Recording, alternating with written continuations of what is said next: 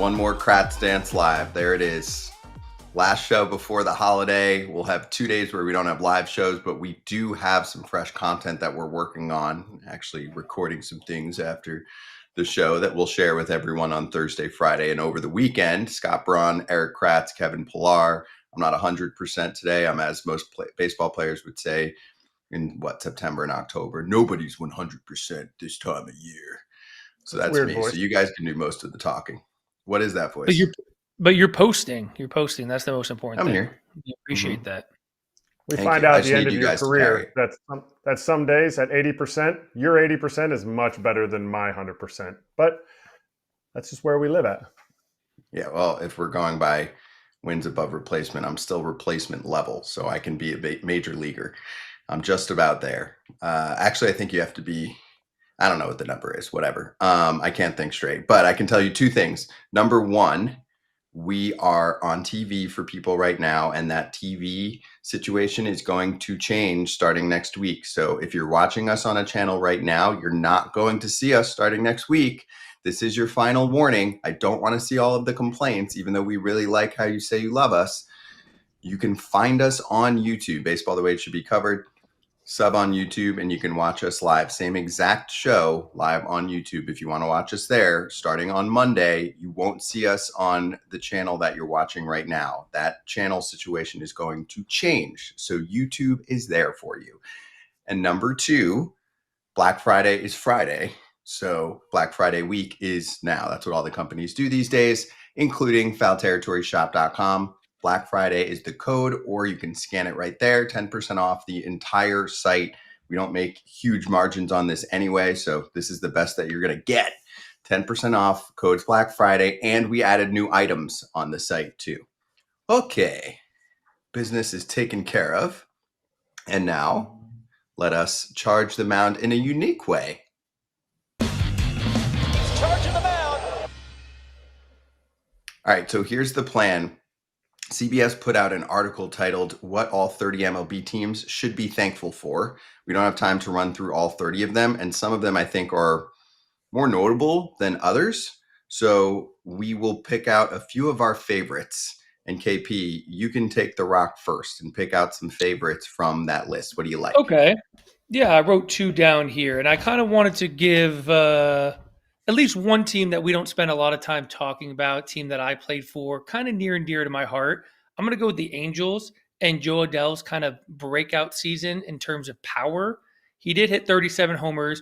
The on-base percentage, which I know a thing or two about having a low one, was still 293. But when I was with him in 23, he talked about his potential of being this 30, 40 home run type of guy. And at that time, I think his career high was maybe even under 20 at the time. And, you know, as a guy who's been in the game, I'm like, it's kind of disrespectful for you to talk about you being this elite power hitter when you haven't shown it yet. And trust me, this guy puts on one of the best BPs I've ever seen, but I know how important BP is in terms of actually showing power in the game. So good for Joe for believing in himself and actually going out and, you know, putting his money where his mouth is and hitting 37 homers. Now that he's proven he has, 35, 40 homer potential, I think he has to spend a little bit more time being a little bit more selective at the plate in order to really take that next step. And he did a decent job of, switching from right field to center field. I think he's part of kind of that young core of the future of the Angels. And he's still young. He's been in the league for, 4 years now, and he's still, I think, 25 years old. So he's part of the future there. And then the second one that stood out to me, which I thought was kind of a funny headline, was the Baltimore Orioles. And it just said, season's over. We're thankful that it's over. And I think that team's just got too much talent to be bottom of the barrel of the AL East. I know it's a very competitive division, but they got so much young talent. They got a new manager there that's coming in. Hopefully he can kind of turn that ship around. And I love the new ownership group there. It feels like they have this kind of passion like a Steve Cohen has, that this isn't about making money for them. This is about putting a winner on the field. And I think they're going to go out and spend some money to add to this already exciting young core of guys. But I thought it was a kind of a clever sort of what they're thankful for, just that the season was over. That was one of the more crafty answers, and it was on point. You're right. Yeah, there's some core players there to be excited about, and There is a pitching staff that needs a lot of work, and there's a lot of time this offseason to get that done. I like those two. Kratz, do you have 2, 3, whatever? I've got like 10 bolded, so whatever you don't pick, I'll probably rapid fire through the rest of them. My 2 are what they said about the Brewers. Bryce Terang's kind of, it's not even a coming out year because he's a Platinum Glove winner, all that stuff, but it was more of like a coming out month when he hit, I think it was like 14 home runs in August. Like, this is a guy, when you look at him, you're like, I'm not sure he plays on the team. Like, he's a skinny, wiry type of player that has kind of emerged from the first rounder that he was back in 2017 or 18. But he kind of encapsulates what the Brewers are. It's a bunch of dudes that do what they do successfully for 162 games. So I love that headline. And I think Thanksgiving is always a time when, hopefully, when I sit around the table with my family, my dad is always like, hey, I'd like, before we eat, everybody say what they're really thankful for. And sometimes it's things that are brought up that, are like monumental for this year or whatever, or things that we've kind of missed other years, but we take it for granted. And then at Thanksgiving, you're thankful for it. That's why I picked the New York Yankees. They have the best hitter on the planet. Shohei Ohtani is still the best player. Juan Soto is still awesome. Aaron Judge is the best hitter on the planet, and I think he is forgotten. So at Thanksgiving, why not give a little bit more thanks for the things that maybe you're not really that thankful for throughout the year as much as you should be thankful. You take it for granted, and you can't take Aaron Judge for granted. Good call. Yeah, stuff that eventually gets into expectation status, but you still need to make sure you're grateful for it because eventually it won't be there anymore. Every career comes to an end. I'll add a few more, some quick hitters. I mean, I think we have to mention the Dodgers, back-to-back titles. You don't see that very often, folks. Quarter century. So I think Dodger fans are pretty appreciative of what they've gotten here the last couple years. I think many of them didn't expect to win the World Series last year, especially one loss away from elimination against the Padres. And then this year, there were plenty of moments where they probably thought, I don't know. It was not a cakewalk in the World Series for them, and they pulled it off. Next one here on my list, KP, I think you'd like this one. A 30-homer season from a San Francisco Giant player. Willy Adames pulled it off, and he's a guy they spent a lot of money on. The reason why it stands out is he was the first one to pull it off. It's 2025 right now. Since 2004, Barry Bonds. That's crazy how long they went without a 30-homer season. Not a 40, not a 50, a 30-homer season. And Adames was catching a lot of crap in the beginning of the season because he had a slow start. He ended up having a pretty nice year for them. Yeah, I looked at that one too. I was going to touch that one too. Obviously, a place I played too. And I think when I got traded over there was also even a small gap from maybe the last time that Barry had played to even a 20 home run hitter that played the outfield, and I was the first guy to do that. And hitting 20 home runs is not like a great feat. It was a great feat for me, but the fact that no one had hit 30 home runs, and I know it's not the best ballpark to hit in, but I think it's good that someone was able to do it because it's been a long time since Barry did it. But I think it's also good that Willy Adames was the guy to do it because they went out and spent a lot of money on him. Some people would say maybe they overspent on him, but he got up to a slow start, but he is such a lovable guy. He's a leader. He's a great shortstop. And for him to be the first guy in, over 20 years to go out and hit 30 home runs, money well spent by the San Francisco Giants. And hopefully that kind of leads to some more spending. Next up, Seattle, Cal Raleigh, 60 homers, sets a record for catchers, for switch hitters, for any Mariners player in a single season, and brought the team pretty damn far in the postseason too. Kratz, I mean, we're probably never going to see something like that again from a home run perspective. Chances, let's just say in the next 20 years that a catcher hits 60 or more homers, not high. I'll take the under. I mean, if it's set at 0.5 times it happens, I'll take the under. It is so crazy what he did. Not saying he should be the MVP, but just saying what he did. And then he never faded. Yes, his batting average faded a little bit, but his home runs, I think he had 5 total in the postseason. And he brought his team pretty much as close as you can get to going all the way. So I think it's something that I'm glad I got to watch it. I'm glad we got to chronicle it this year on this show. And man, Like, you don't know what he's going to do next year, but if he hits 48 homers, are people going to be like, oh, he's regressing? It's like, that's a good regression year if he hits 48 pumps. Yeah, it kind of reminds me. It reminds That me would of the still be year the I was record. with. Yeah, it reminds me of KP the year before this year. I was with Matt Olson when he hit the 54 homers, the all-time record for the Atlanta Braves. And it seemed like it was so easy for him to do. And then the following year, I think he came back and hit like 40 homers. And it's like, no, it's this crazy regression. It's like, no, just what he did was so special in that year. And it's going to be so tough because, to your point, Kratz, he's proven that he has legitimate power, that he's an MVP type of player, but the realistic chances of him even hitting 50 homers to follow up the year he had next year is going to be so rare, so slim that he does that whatever he does is going to seem like he took a major step back, but really it's just going to show how historic of a year that he really did have. Three more. I'll let you comment on the last one here. Geraldo Perdomo's breakout, a 7-win season.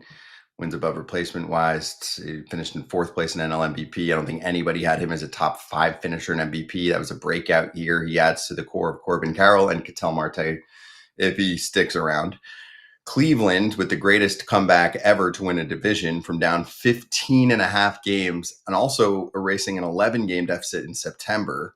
And lastly, I'll let you guys comment with a trivia answer if you have it. Erik Skubal winning back-to-back Cy Young awards. We're going over reasons to be thankful for teams who are the only 2 pitchers to win 3 straight Cy Young awards. Randy Johnson. Yes. I'd say Roger Clemens. Not Roger Clemens, Clemens not or 3 in a Greg row. Maddux would have been my second guess. Maddux is the other Not one. Roger Good job, Clemens. guys. Not Clemens 3 in a row, at least. I got to look at when, but not 3 in a row. I mean, maybe 2 in a row, but not 3 in a row, according to this article. So Erik Skubal has a chance to do it in what would be his free agent season. Actually, one more bonus one on the way out. Blue Jays for signing Vladdy Jr. to $500 million KP. Otherwise, we would be talking about him all off season long, coming off a ridiculous postseason performance. If anything changed and he ended up playing in the postseason like he did, we would be like, oh, wow. This is going to bring a lot of heat on the Jays to try and keep him, and instead they got it done in spring training.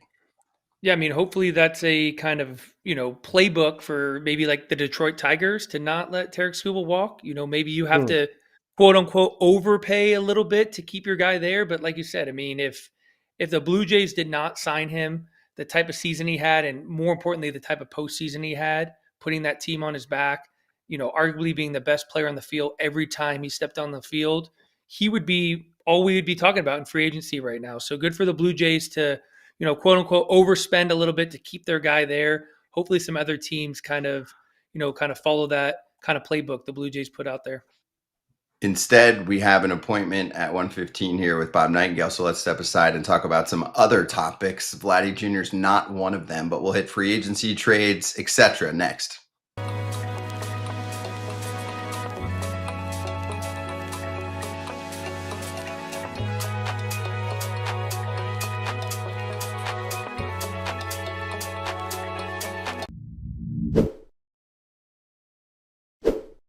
Hey, for all the parents out there with teens, it's more hectic now than ever. Cash App's going to help, not hurt. With the Cash App card, available to teens 13 to 17 with sponsorship by an eligible parent or guardian, every transaction triggers a real-time notification for you to see, empowering your teen to practice independence while giving you peace of mind by keeping track of their spending. You can also manage everything directly from your own Cash App account without having to switch between the two. With the Cash App card, you and your teen's balances receive 24/7 fraud monitoring. And if something ever feels off, you have the ability to lock their card right from your phone in just one tap. For a limited time, new Cash App customers can earn $10 if they use code FAMILY10 in their profile at sign up and send $5 to a friend within 14 days. Terms apply. Cash App is a financial services platform, not a bank. Banking services provided by Cash App's bank partner. Prepaid debit cards issued by Sutton Bank, member FDIC. Direct deposit and promotions provided by Cash App, a Block Inc. brand. Visit cash.app/legal/podcast for full disclosures. The Astros are hiring former White Sox pitching coach Ethan Katz, not to be confused with excellent amateur player Ethan Kratz. Ethan Katz will be pitching coach of the Astros. This, according to Chandler Rome, who just came out with this before the show started. Katz is going to replace Bill Murphy, who left for the Pirates last month. Murphy or Katz, either of those names familiar for you guys? Yeah, I know Ethan Katz. He was the former high school pitching coach at Harvard Westlake, which, is the home of Max Fried, Jack Flaherty, Luis Giolito.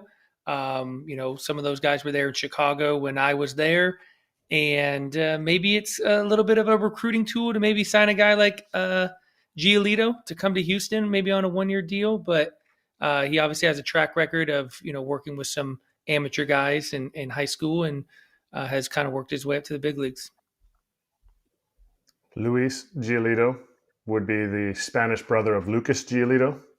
So I think you meant Lucas Giolito. You said Luis. But he's going to Houston. Yeah, he's going to Houston. For me, so I give for me, the Astros are running a 2 major league pitching coordination. And I don't know how that works for hitting. Like, I don't think it works for hitting. You need somebody that's always like the top guy. So I don't know how they're doing it at the Astros, but they're doing it successfully. Sometimes the pitchers will work with starters, some will work, or pitching coaches will work with a bullpen.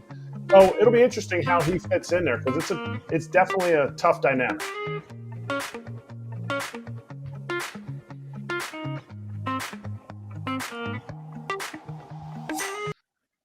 Hey, Bob Nightengale is back with us, regular on FT, insider for USA Today. And let's get right to biz. Bob, hope you're going to have a great holiday. We'll talk more about that coming up. But let's start with some notable trades over the past week. Is the trade market going to continue to stay hotter than the free agent market for now?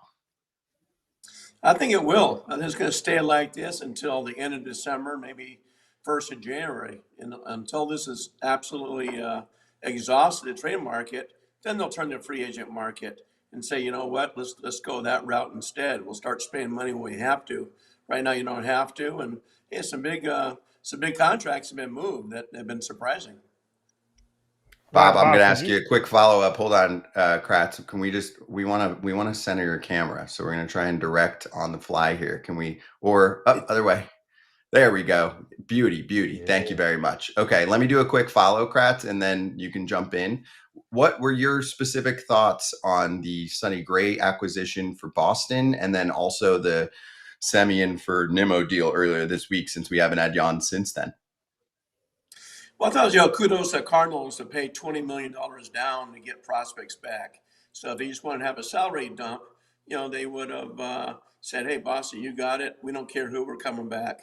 Now they got, 2 legitimate guys, with Clark, should be a starter, if nothing else, a back-end reliever.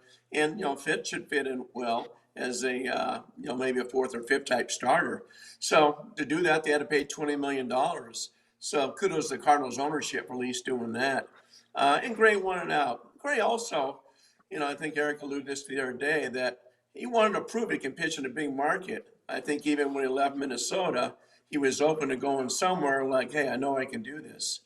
In the big trade with the, with Nimmo and Semien, I'm surprised that Nimmo would waive it. I mean, he just had his house redone in Port St. Lucie, longtime Met. That's where his legacy is. Semien did not have the 2 New York teams on his no trade clause, but it seems like both guys were kind of eager to get out.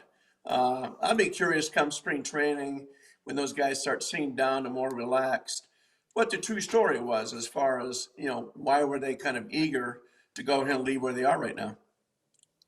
I want to make a comment on the no trade. I mean, I was never in a position to not have a no trade, but I can imagine as a player, you pick up the phone, David Stern calls, and they go, hey, Brandon Nimmo, we're thinking about trading you, right? As a player, you have a, you feel a certain way about an organization when they tell you they're going to trade you. At some point it's, they want to trade me, but they can't trade me because I have the ultimate say. So maybe that played a factor in for a guy like Brandon Nimmo. It's like, hey, we want to trade you, but you have to approve it. But my question to you is, knowing Chaim Bloom's connection with the Red Sox previously to the Cardinals, have you got any word that Sonny was really shopped around, or were the Red Sox kind of the team that he knew the farm system really well. He kind of identified as a place that maybe he felt Sonny would feel comfortable going, and he felt comfortable in the return that he knew he was going to get from the Red Sox. No, I think he was definitely shopped around. Remember a year ago, they wanted to trade him.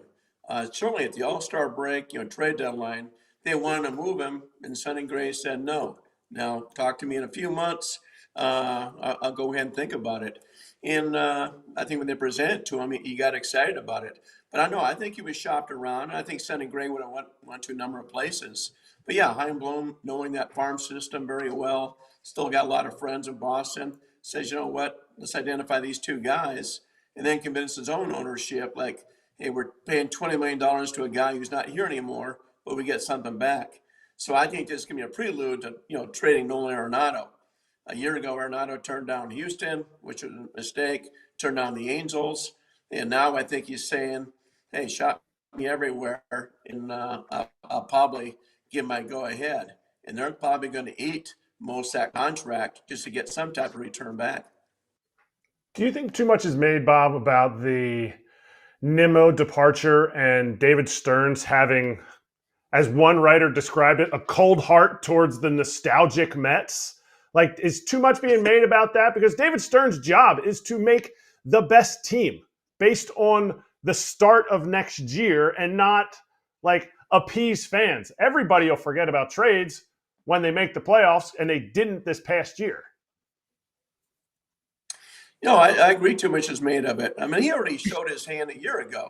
Hey, if Alonso wanted to come back at their dollar, fine. If not, so be it. And they were ready to walk away from him last year. They're ready to walk away from this year too. It's like they're saying, oh, it'd be nice to have him back. They're saying the right things. But, if he gets a good offer out there, let's see if they want to match or not. So I don't think there's any guarantee whatsoever that Pete Alonso is back.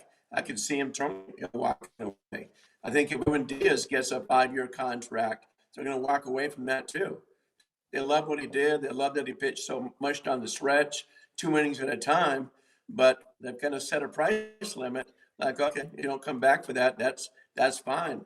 A little bit like the Dodgers, did with Corey Seager. They weren't going to match that what Texas is offering.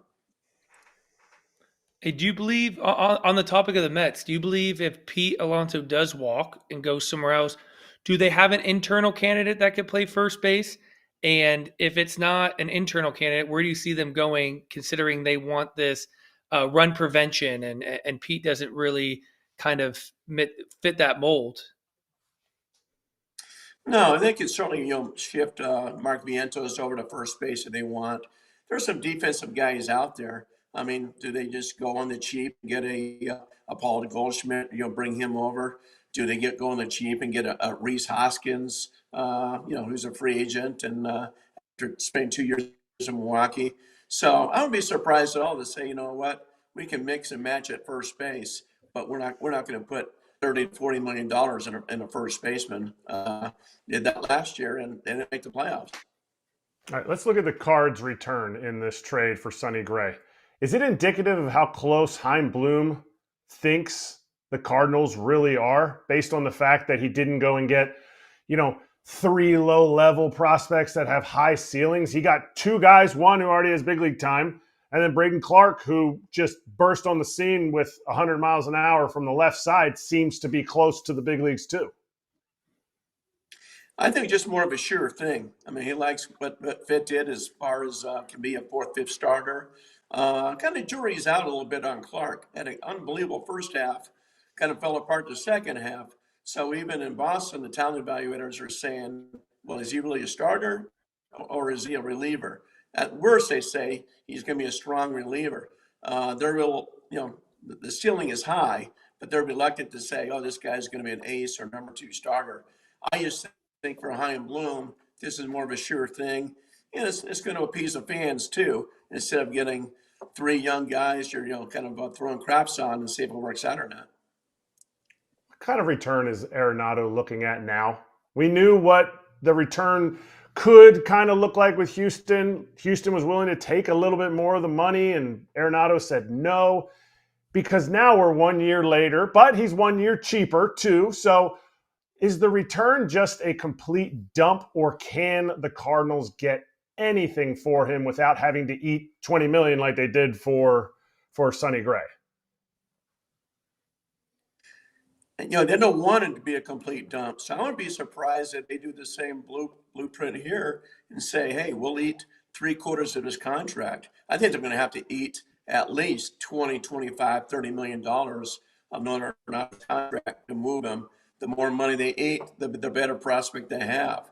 So I'd be shocked if he's there on in spring training. They'll find people that want him, particularly if they, say you can have this guy and all it's going to cost you is $5 or $10 million a year for the next 2 years.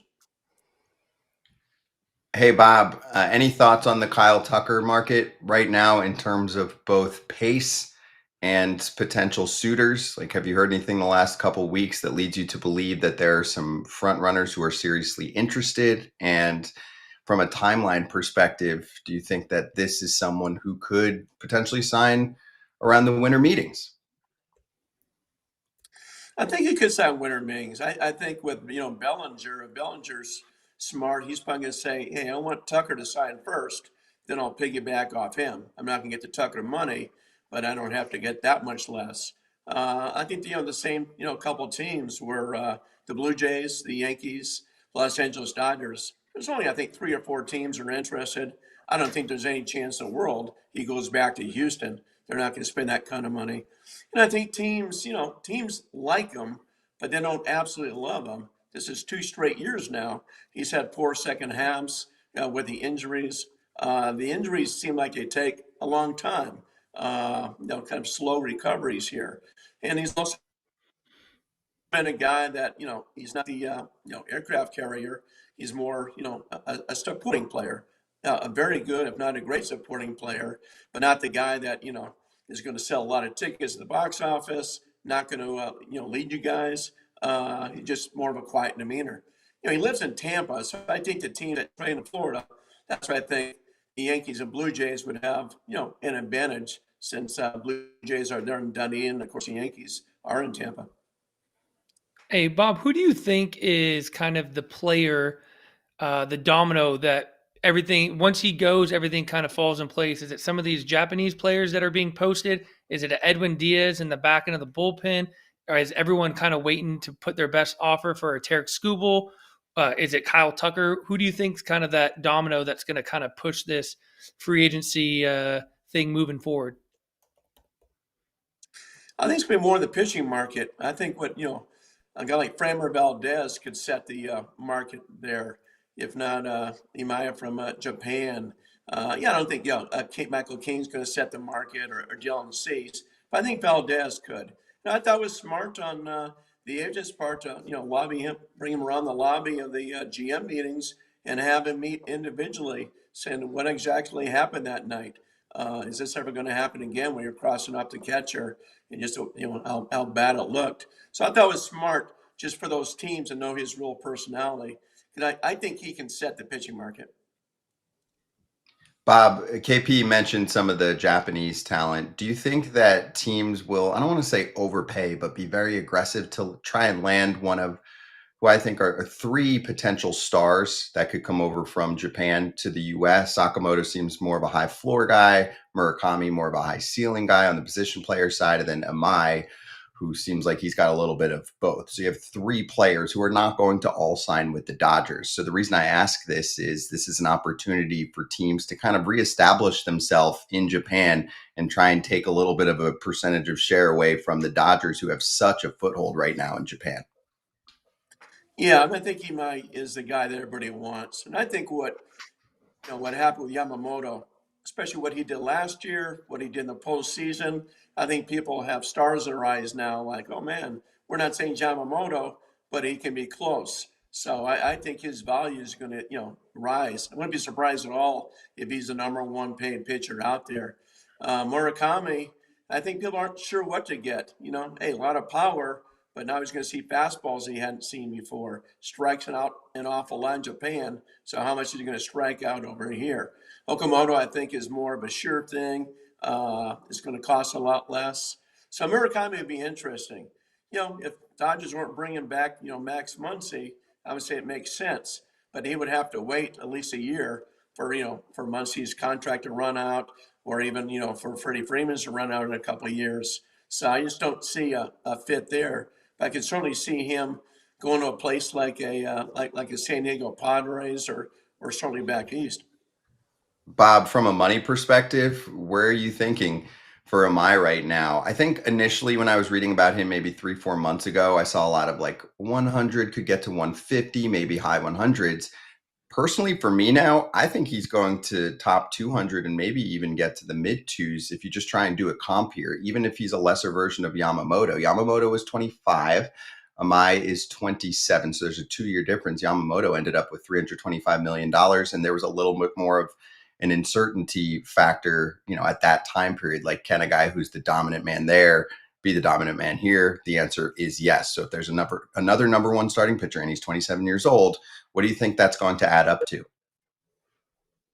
Yeah, I'm with you, Scott. I think it could get over 200 million. I remember when Yamamoto came out, nobody was predicting 325 million. They were talking the same thing, 150, 175. No, going to cross the $300 barrier, $3 million barrier. And he had, 4 or 5 teams that were right there. I'm not sure this guy's going to have 4 or 5 teams, but I think everybody's curious. And I think, like I said, what Yamamoto did, I think everybody says, well, if he did it, then Amai can do it. So I think, when he gets his final paycheck, he should give a percentage of it to Yamamoto, because I think Yamamoto's success really helped out. I think Yamamoto's fine. I don't think he doesn't need a tip, but I get it. I like that. And then everybody needs to give money, all position players, to Ichiro and Matsui. So yeah, somebody's got to be the trailblazer. I have a question for you. Lance Lynn brought it up on Cardinals territory the other day. How does this offseason look if there was a trade deadline in the offseason? Who does that benefit the most? Does that benefit free agents who have worked 6 years to get there? Or does that benefit teams who are holding these trade pieces that teams would want, or are thinking that they want, but they have a deadline, so we got to get to that before the winter meetings or by the end of the winter meetings? I think it would help free agents. I really do. Because right now, these guys are taking spots up. Like a Sonny Gray just took a nice starting pitcher slot up. So yeah, have a deadline for that. I think it make it a lot more fun.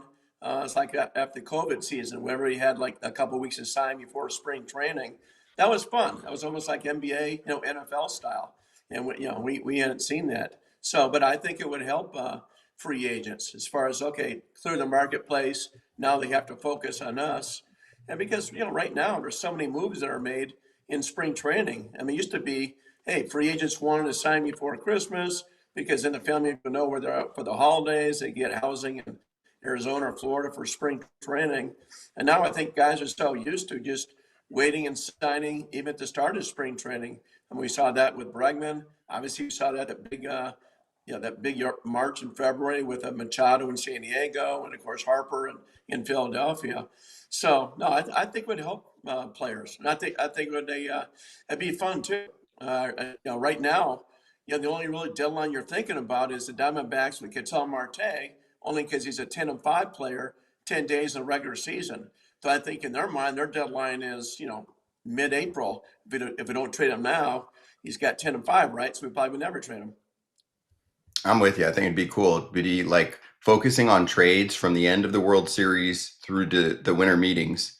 And then after that, you'd still extend the offseason, which I think baseball does really well with all of the signings talk. Okay, last one, most important at the buzzer here, Bob. Favorite thing to eat on Thanksgiving is? I love turkey and ham. I go greens and mac and cheese. I love greens and mac and cheese. If I didn't have a bite of turkey or ham, I'd be okay with that. But give me all the greens and mix it in with the mac and cheese all day long. You mix it. You're a mixer. I love mixing up. Yeah. Start off individually, then mix it by the end of the night. There you go. I love that. Hey, Bob, enjoy it. Oh, with hot sauce. Oh, that was a little sizzle at the finish line, a little hot sauce. I like that. I like it a lot. Well, Bob, enjoy that whole mix. Okay. Have a great Thanksgiving. We appreciate you. And we'll talk to you, I think, next week. Sounds great. Happy Thanksgiving to you guys. Take care. Thank you. You too. That's Bob Nightengale. And check out all his notes in USA Today as well.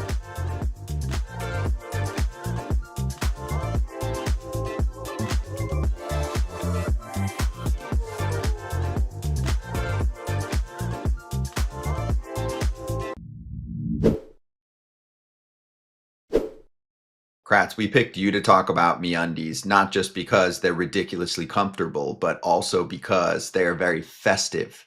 When the holiday season hits, you go on the website and there are just so many more designs to check out. And they just scream Erik Kratz getting little matching sets with everybody that he knows. You know what? They're called MeUndies, not you-undies. So you go in and you say, this one's for me. This set is for me. This is what is good for me. Not you-undies, MeUndies. A lot of different ones to choose from. I'm so confused, but what I do know is that you can knock out all of your holiday gifting needs today with MeUndies, and to get the exclusive holiday deals up to 50% off, MeUndies.com/foul. Enter promo code FOUL. That's MeUndies.com/FOUL. Promo code is FOUL for up to 50% off. Matching holiday prints with your person? You can't beat that. Back for 2 minutes for the YouTube crowd, and Ken Rosenthal put out a notes column. He also put out a second Fair Territory this week, a day early, so you can check that out. It was live before the show if you want to catch it after Foul Territory. We'll get to at least one of the notes here to start. This is an Erik Kratz special for your former team. Ken wrote, the Brewers are fretting over their payroll. According to people briefed on their plans, there's a possibility that they'll need to subtract in order to add. And that, again, brings up the Freddie Peralta question. The only problem I keep having with this, Kratz, is from a payroll perspective. $8 million for Freddie P. $8 million. I know that the Brewers have to be tight, but $8 million for a starter, and they have plenty of league minimum or early arbitration guys. That doesn't seem to be the problem spot. Not the problem spot. I mean, I get it. They probably didn't think Big Woo was going to accept it, but I know the Brewers are definitely thinking, we extend this, we would like to have him, and $22 million, it's not a big deal. Does that inhibit them from doing another $20 million one-year deal? Yes. But Freddie P ain't the answer. And I mean, $20 million for Freddie P wouldn't be that big a deal, but it's only $8 million. If you're looking to cut payroll, you have to be more creative than getting rid of Freddie P, unless you get a return that immediately puts your team right back in a 97-win season again. And that's going to be a tough return. Woodruff's making 3 times what Freddie Peralta is making. Hey, I agreed with the decision. If you think he looks like the Big Woo of old, then you do it. But if you really were concerned, you don't offer that. Yep.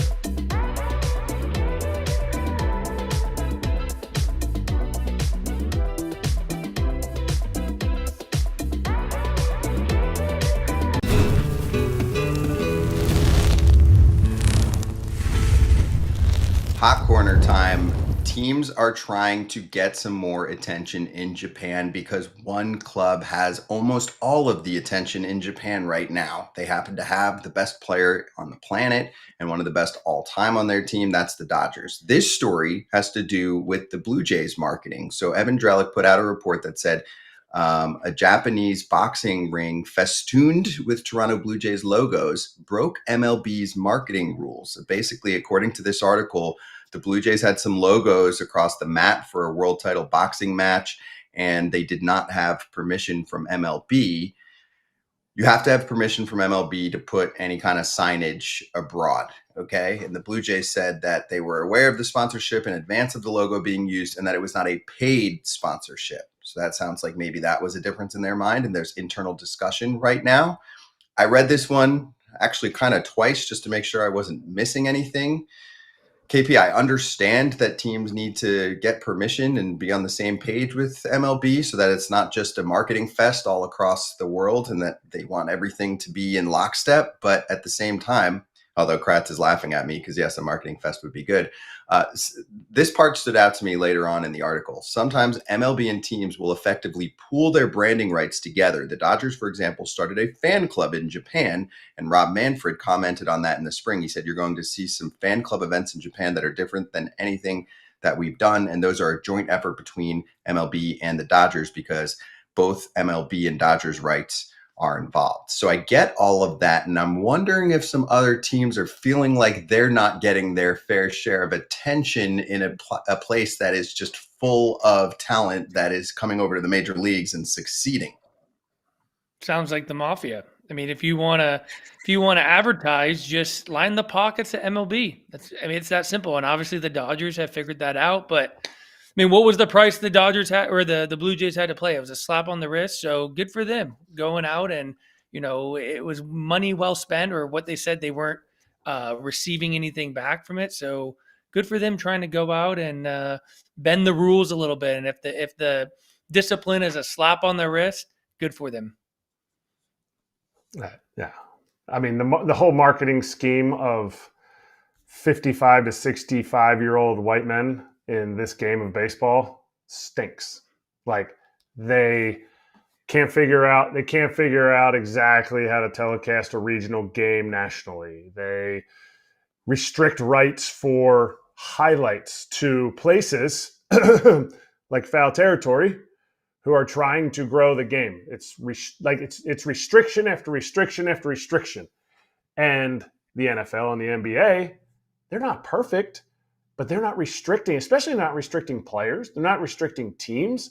Like, if Major League Baseball wants to ride the coattails of, say, the New York Yankees and buy a said podcast of a big Yankees fan and put money into that, I feel like that's kind of hurtful to the other teams. Like, what about a Reds podcast, like, say, Riverfront Territory? But what now they want to hop on the tails of the Dodgers too. Like, don't take the easy marketing. There's another international team that came within 2 outs of the World Series that wants to promote their brand, which ultimately promotes Major League Baseball's brand. To me, let it go. Maybe get your rules right, but let it go. We're growing it. Like, I want to know how many Blue Jay fans are now over in Japan because they just watched a 7-game series that was epic. Strike while the iron's hot. Let everybody, because a rising tide raises all ships. So let these teams advertise and market in different ways. It's 2025. They want control, though. I mean, I agree with you. I would say if they want to approve the messaging because they don't want a team to put something out there that's like inappropriate or crosses the line, okay, I'm with you on that. But to tell teams like everything has to go through them, that sounds a little helicopter parent-ish to me. But I see where the fight is right now. I mean, KP, you've seen this go on for the last several years. The Blue Jays, I give them credit, have at least made a fight for Roki Sasaki, a pretty strong one. And before that, Shohei Ohtani. They didn't get those players.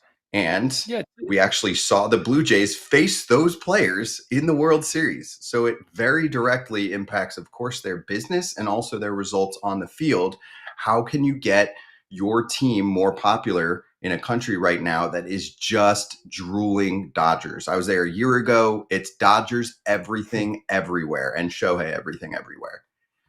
Yeah, to Kratz's point, I mean, they played the Dodgers in the World Series in 7 games. How many more Japanese fans did the Toronto Blue Jays receive? How many potential Japanese free agents were watching those games in Japan because they wanted to watch their fellow countrymen and Shohei and Roki and Yamamoto? But they end up going, wow, the Blue Jays, that looks like a great city to play for, a great fan base, an unbelievable organization. So how much did the Blue Jays playing the Dodgers in the World Series with the Japanese players they have really kind of maybe change the duration of, their ability to go out and sign these guys? I mean, because like you mentioned, they had been in the sweepstakes for all these guys over the last couple of years. So good for them going out and doing what they did. And, more importantly, like Kratz was talking about too, why is it such a big deal when teams or places like Foul Territory, or if it's your independent guy at home who wants to create a podcast and they want to use MLB footage to just try to grow the game. Isn't that what Major League Baseball should be wanting from people? Continue to grow this game, reach a younger audience, however, they see it fit. I just hate that even as a player, I don't even control, or former player, I don't even control access to my own highlights. I can't go out and create a Kevin Pillar podcast or website and safely be able to use my own footage. So it's kind of crazy what Major League Baseball does in terms of, how much they're helicopter parenting, controlling, every single person when it comes to the game of baseball. And the marketing part of it, like Major League Baseball is losing the grassroots part of baseball. They've gotten rid of an entire level of entire 2 levels of minor league baseball. And from what I hear, they're going to get rid of at least one more. So small town America, small town podcasts are losing the access to the game. And I wanted to comment on the fact that I talked to somebody who was in the meetings with Shohei and Roki. He said, you know what? I don't know if we ever had a chance, but I do know that we put together a really, really good package in the sense of like what you saw, their spring training, what they've done in Toronto and everything like that. And they're very proud of that. And you go, okay, whatever. Like you're proud of the team that you work for. But then you see Shane Bieber sign back a very team-friendly deal after being there for 2 months plus the playoffs. Now you go, okay, well, this team's done some ancillary things. They've done some things that maybe some other teams aren't doing that can help draw people to Toronto, because KP knows the only people that get drawn to Toronto when we played were the dudes that were getting extra cash. Well, the Blue Jays have cash. They have a monopolistic communications company that owns their team, essentially. It's a publicly traded team, and they have cash in the country of Canada, and they're willing to do what it takes to get these guys over here. So kudos to them, and they could be the beast of the East for a while if they continue to spend like this when other teams may not quite spend the same in the American League East. In conclusion, a Blue Jays logo on a boxing ring sounds like something that, if it's illegal right now in the league, should be made legal. That is good marketing and promotion for Major League Baseball and for particular teams. One clarification here, KP, no punishment at all actually announced right now. There could be one. I don't think it's going to be a big one. This sounds like a rule that doesn't really get much of a penalty, but we'll see. Yeah, exactly. I think KP basically said what will result, which is probably a light little slap, maybe even a warning, because apparently this might have been done for the first time in this particular situation. But anyway, if you have thoughts on this and you're catching it after the fact or you're watching live, let us know what you think. Coming up next, Ryan Yarbrough will join us, freshly signed.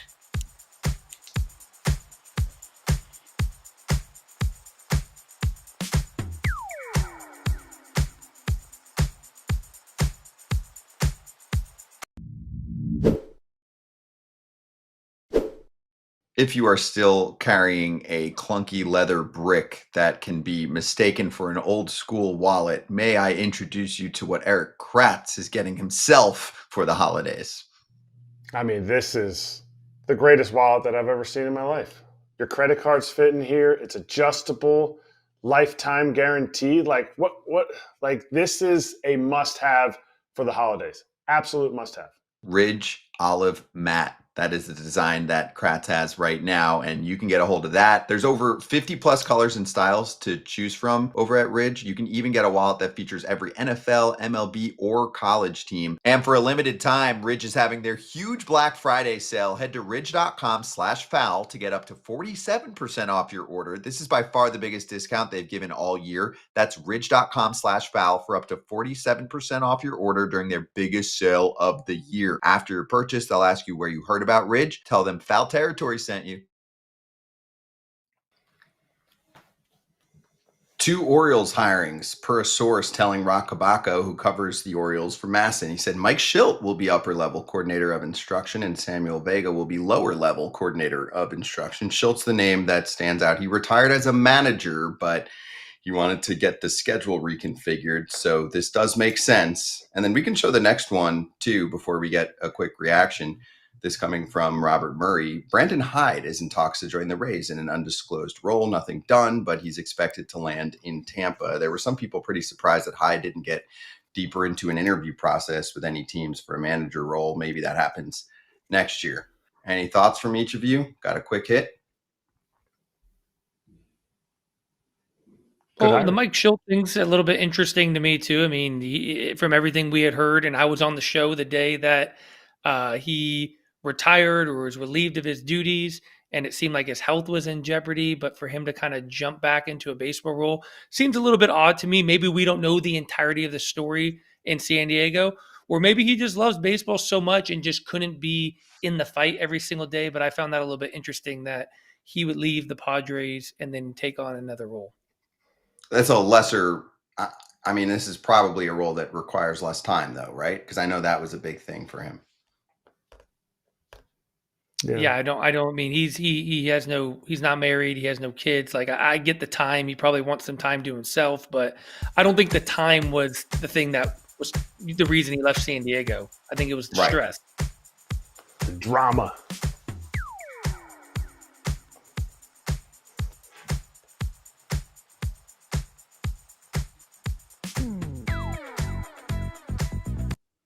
Hey, we've got Ryan Yarbrough joining us right now, and I see what is going to be a very big smile as we talk about what he just went through over the last week or so.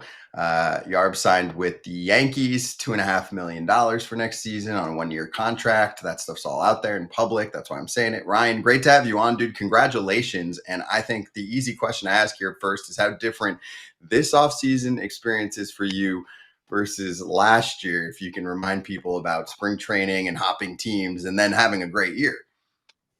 Yeah, no, I appreciate it. Thanks for having me on, guys. And, anytime you can get it done in early November compared to a week into spring training, I think is always a good thing. So especially being able to kind of get ready, get the family situated, know where we're going, get all the living, all the logistics taken care of. That's pretty great. Yeah, so very excited, and especially get back to New York. It's very exciting and ready to go. Yeah, hey Ryan, what's up, man? Good to see you again. Always a nightmare at bat for me. I don't know what it was, the way you pitched me, your arm angle, and typically I hit lefties good, but you always ate my lunch. My question to you is, given everything you went through the year before, was there some conversations with the Yankees kind of towards the end of the year, maybe into the postseason, that you would be interested in coming back, and maybe some eagerness to kind of want to get something done early, just because I know how difficult it could be with, wife and kids and family and trying to get settled. Was there any conversations with the Yankees before the end of the year? Yeah, hey Kevin. No, it's definitely tough at bat for me as well. You're always a pretty aggressive hitter, so I tried not to feed right into what you wanted. So I definitely tried to steer clear of you in that way. But there wasn't really much conversations. We were kind of more focused on the playoffs and kind of the end of the season that way. And then the offseason, they called pretty early, and they were just kind of pretty aggressive with it, wanting to get it done. I think you're always curious because I feel like you can add a lot of value to a team and kind of see where you fit in. Hope to be back, but after dealing with free agency last year and how long it took, I didn't really have any expectations with it. So it was just kind of just waiting to kind of see how the market and everything developed. So the fact that they kind of wanted to jump on it early and get it done, I was very excited to that. And like I said, we enjoyed it there in New York last year, so we're glad to be back. KP, I want to give you pitcher speak. Basically, he was saying he wasn't going to throw you a strike because you were going to swing at it anyway. So that's what he was saying nicely. And he said, yeah, I know what that means. Stink. I know what he meant. He knows. He's looking for the fastball, and I didn't want to get him. And thank you for saying it nicely, because, I read pitcher code. I know what he was saying. And he could have just said, hey, you were going to swing at everything, and I wasn't going to throw anything in the zone. But he did it nicely, so thank you for that. Yeah, he definitely – he always wanted to throw the rosin bag. No, I wouldn't say that aggressive, but I know he was definitely looking for the fastball early. So he thought your name was Kelvin Pilar, But anyway, swing at anything. But Yarbs, whenever somebody goes through free agency, the whole like conversation, I always ask guys like, who else called? I mean, did you call the Red Sox and Orioles? Because I feel like you need to knock off every American League East team. And I was hoping this offseason would have been the time that you knocked that off. Did anybody else call? I don't know if you feel comfortable saying who else called if you want to, but like, did anybody else call because it was that early? I think, I mean, obviously, who's the only person who's done the American League East so far? Is it just Steve Pierce? I think, is he the only guy? Yes. The whole gauntlet. Yes. But, I mean, there was other teams that were interested. Like I said, it was so early in the off seasons. I think that they were fielding like a lot of the interest and were thing. But obviously, a lot of teams had were other priorities, like how you normally goes throughout the whole off season. Normally, it's like there's a certain guys who kind of set the market for everybody else. So I think with teams being interested and there were other teams involved, I think it was more of the Yankees just being so aggressive and, being that perfect storm of we enjoyed it there. We live here in Tampa. So like the fact that we can use the whole complex the whole off season. And I'm sure like you guys know, any chance you can get an extra 6 weeks at home for spring training, you're going to take it any day. So it was just that perfect storm of we really enjoyed it there. We knew what they were about. I feel like they got me better last year. They know who I am and how I can help the team. So, like I said, I think it was just a perfect fit, and we're definitely just excited to kind of be back. And like I said, definitely now being able to use the complex all off season is just going to be great. Yeah, I got 2 questions for you. I'm kind of just looking at the teams you played for: New York, Dodgers, Toronto, Tampa, Kansas City. I'd say all pretty good resumes of helping pitchers become the best version of themselves. Can you kind of talk about maybe the individual teams or one of the teams that really kind of stands out in terms of your development? And then I kind of want to just touch on your short time with the Blue Jays, being a Blue Jay guy. Did you feel like when you were there that you felt they had the potential to do what they ended up doing this year? Yeah, 100%. I feel like every team, like they have so many different perspectives. I feel like that's the biggest thing is for me, you're able to get so many different insights from different people. Obviously, I played for Tampa for 5 years, and the biggest thing I feel like that they preach is just simplicity and just really trying to simplify things. And especially as when you're a young guy just getting into the league, anytime you can simplify because there's so many things that are going on, the better you're going to be from just going out there and knowing you have to do one or two little singular things and be successful that way and just really, really emphasize those things. And then between Kansas City was honestly just a short stint, enjoyed it there, but it was, like I said, getting a different perspective. Okay, maybe this pitch that I was told wasn't that great. Hey, it's better than you think it is. Use it a little more. And then I was able to start and kind of do that there. And then being traded to LA, it was a matter of just being able to kind of fill any role they had. They have so much depth and so many arms. Just when I got traded over there in 23, they were kind of banged up just because their starters were a little banged up and their bullpen had been used a ton. So I basically came in there and threw like once every 5th day and gave the bullpen a blow. So anytime you can do that in August, September was great to kind of give those guys and keep them fresh into the playoffs. Didn't go the way we wanted to that year, but I know just being able to kind of limit those guys and not having to throw so much that time of year is great. And then, like I said, Toronto, I enjoyed it. It was a really short stint, but, it was a really cool experience being able to be there and get to know the team and the fan base and the coaching staff was great. And I think the big thing with the Yankees is they have a couple different guys that give so many different looks where maybe one guy is more pitch design, another guy with mechanical, another guy with scouting reports. So they kind of really cover their bases that way. But the big thing for me was their pitch design and, the slight changes to your grips or things like that could really just add extra depth or extra movement. And was really beneficial, especially for me, for my changeup specifically helped tremendously. So I enjoyed that, but it was a little weird. I'll say back to Toronto where I got traded over there in 24. And at that point, like they ended up trading a lot of their pieces off because they knew they weren't going to make the playoffs. So it was, I thought they had a great clubhouse, good chemistry. It was just, they knew they weren't going to be in at that point. So it was just a matter of getting the young guys some reps and things like that. So, and then in spring training, I thought they had a really good team because that's who I ended up spending spring with this year, being back there, and I think they knew that they have had a really good team and some good potential. It was just a matter of kind of just getting into the season and getting underway. You're talking about what the Yankees kind of taught you, or the things that you're gleaning from your time with the Yankees, and you're going back. What are your goals for this season? In the sense, I mean, obviously everybody says stay healthy, contribute to the team. You started 8 games, you pitched in 19, and you finished 4. How do you make your goals, but also, as every baseball player does, this is a time of year where you're like, I got to get better at this. I got to get stronger at this to be able to make it through. Like, how do you set your goals? Because you could go and make 25 starts, or you could go and make 6 starts and finish 25 games. Yeah, I think that's where the versatility really comes in. I think that's what they really valued and were really excited to bring me back. One is because kind of what I've done my whole career is you've done a little bit of everything. I know like it's easy to say, like you said, like everyone wants to be healthy. I think that is a big priority for me this year, just because I missed 2 months with an oblique. So I know that's everyone's priority, but like I'm really trying to find ways and make sure that doesn't become a problem again by adding some new things to my workouts or on the recovery side. And I think that's where being here with the complex and getting their hands on me all off season and getting me prepared that way is really beneficial. And then, like I said, with a lot of the pitch design stuff, it helps kind of hitting the ground running going into the year. But it's really tough. I know I'm going to be built up to like cover a lot of innings just like I can throughout.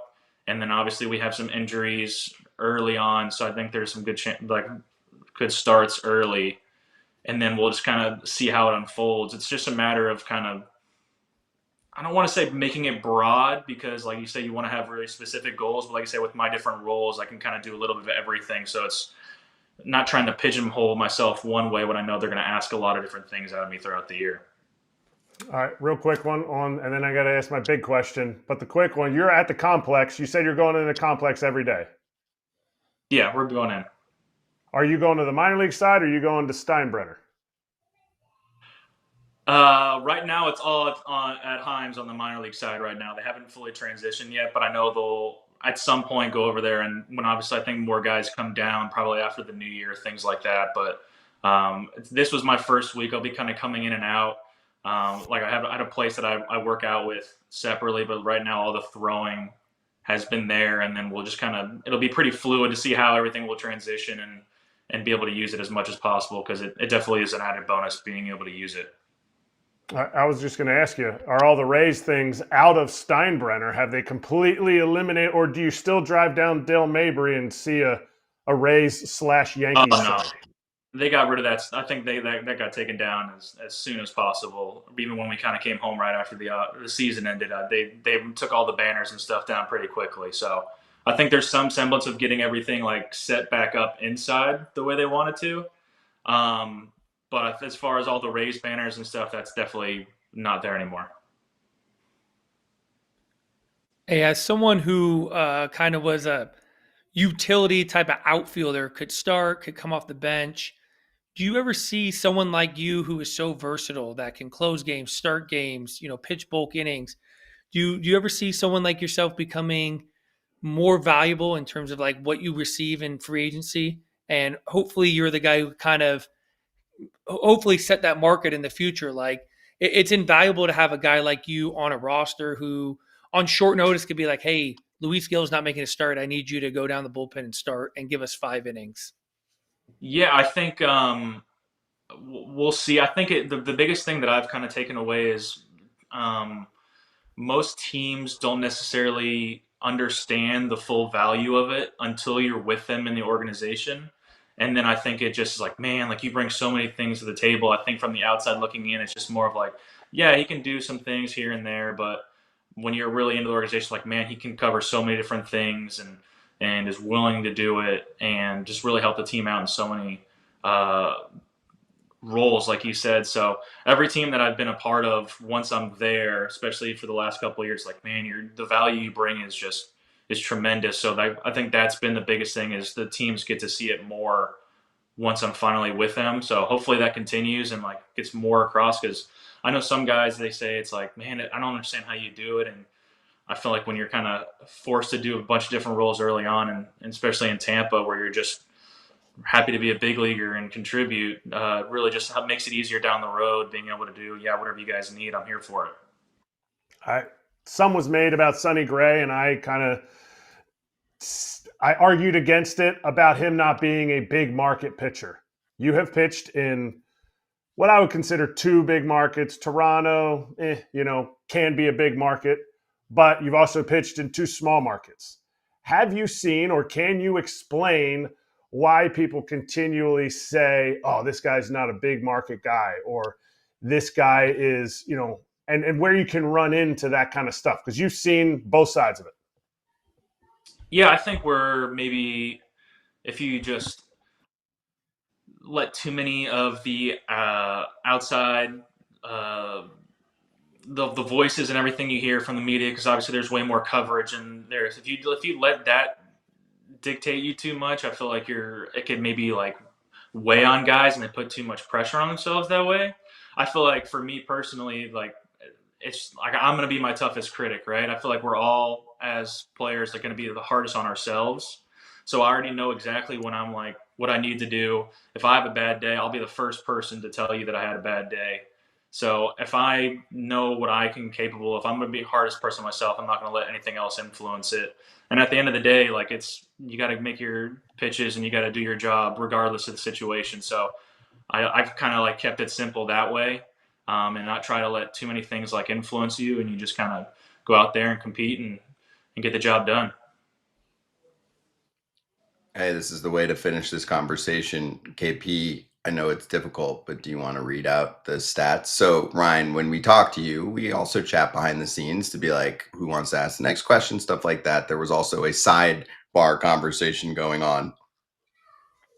Oh, 3 for 19? Yeah, I knew it was a tough at bat. It's one of those at bats where it's not the overpowering stuff, and you're like, okay, eventually I'm gonna figure him out. And he just kept figuring out ways, whether it was the changeup off, the cutter up and in.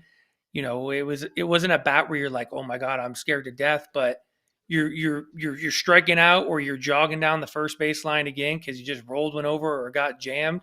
I knew it was bad. That's why I mentioned it when I asked the first question. I didn't know it was 3 for 19 bad, but we have a pretty good photographic memory of tough pitchers we faced, and you got to be up there with some of my worst numbers. We just definitely have had some good days against the Blue Jays from all the years with Tampa, and this last year with New York. So I just enjoy, like you said, it's not going to be anything crazy where you're just like, man, but like I really enjoyed the cat and mouse of it, the game inside the game where you're just reading swings and like able to see, okay, what do you think he's looking for? Okay, what did we do against him last at bat? So I just love those little nuances in the game that like just keep your brain, everything engaged. So like I really enjoy all that stuff.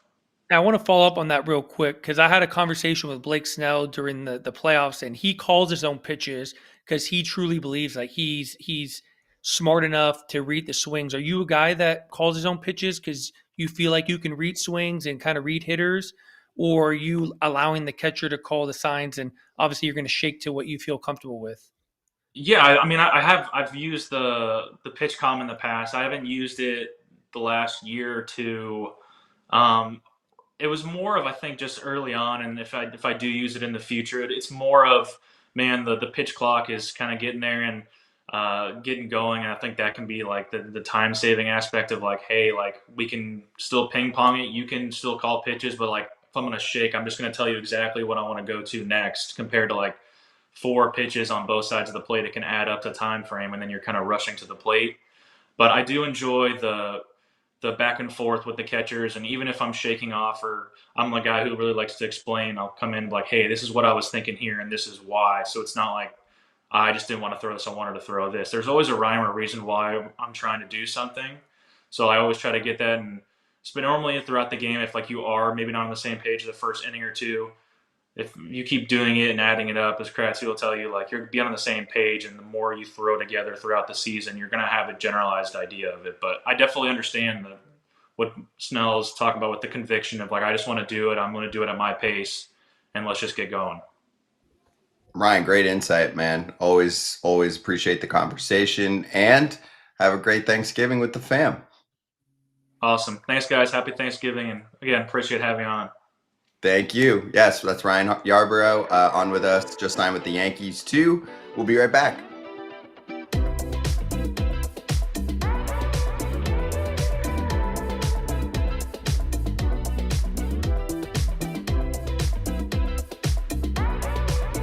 Well, as you know, Devers is basically fluent in English. I think most people have seen some of his post-game press conferences, which always kind of made me laugh because we're typically with a Spanish-speaking player, we'll ask a question. The wonderful Erwin Nigueros will then translate for the player, listen to his answer, translate back.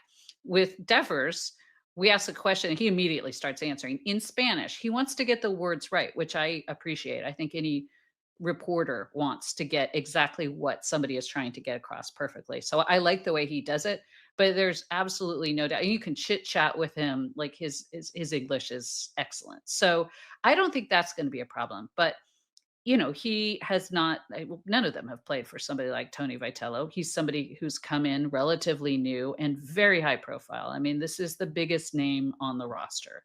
And we don't really know, you know, we've heard from guys like Logan Webb, who we talked to here, and a few other guys on the team have weighed in on their thoughts on Vitello, but we don't yet know what Devers is thinking. And of course, I think everyone is going to say the right things, but Vitello has not had Spanish speaking players. He has not dealt with a superstar major league player before. He sounds like, and again, I still haven't talked to him or met him. I'm starting to get really sad about that. I know. But he sounds like such a people person, right? I don't think that this is really going to be an issue at any point. And I do think that once you get through spring training, everybody knows everybody. Everybody's just going to be like, this guy, he's putting my name in the lineup, or he's putting me here or there, and I know who he is, and he's calling the shots, and let's see how it goes. I think that goes away within any trepidation anybody has on the team. I think that goes away. Spring training is so long. This is one of the things it's for, is getting to know teammates, getting to know other coaches, new coaches, everybody. And I think that's one of the things, obviously, Devers didn't have last year. I think this spring, for many reasons, is huge for him. But among them, getting to know not just Vitello, but the whole rest of the staff.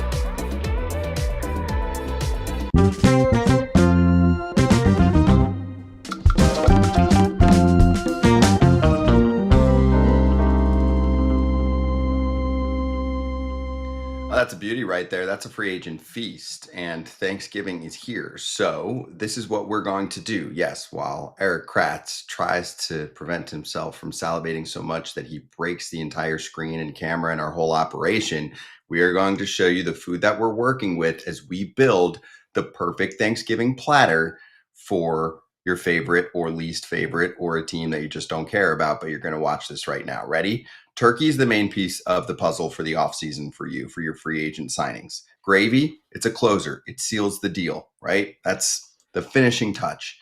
Stuffing, not as important as turkey, but it is still needed. It is required. It is a big component of the free agent feast. The potatoes are an important bat, like potatoes on Thanksgiving. Consistency is key on that one. And then cranberry sauce does not need to necessarily happen. It's a smaller deal. Some people might say you don't need it at all. And that is the kind of last little piece that you add, right? It's not going to necessarily garner any headlines, but it's there for you. Okay, Erik Kratz, lay out your free agent feast. Which team are you choosing? Boston Red Sox. Boston Red Sox are a team that need They need to be the splasher in this free agent pool. They need to bring their plate to absolutely crush spread like KP after games when we played together. And I'm going to go right to the turkey because nobody ever starts with the cranberry sauce. All right. You have to get stuff on your plate before you put stuff on top of it. So the turkey for the Boston Red Sox, Alex Bregman. Alex Bregman has shown that he is a leader. He can be this guy on this roster of young guys that really they need to learn to win and play at the big leagues. No better player than Alex Bregman, who never doesn't go to the playoffs. That's just what he does. I guess we'll never know was his quote. That is the turkey. I don't care how much that turkey costs. You got to put it on your plate, and it can take up maybe some of the rest of your plate. And I get it. I'm going to get roasted for not having gravy on there because I feel like when your plate is full of really good, juicy turkey, incredibly well done stuffing, and mashed potatoes that are perfect, you don't need gravy. I'm not saying I don't like gravy. I like gravy. I just don't need it when everything else is done. Gravy's for the people who are like, ooh, we didn't get good turkey stuffing or potatoes, so I got to soak it all with something that will make it taste better.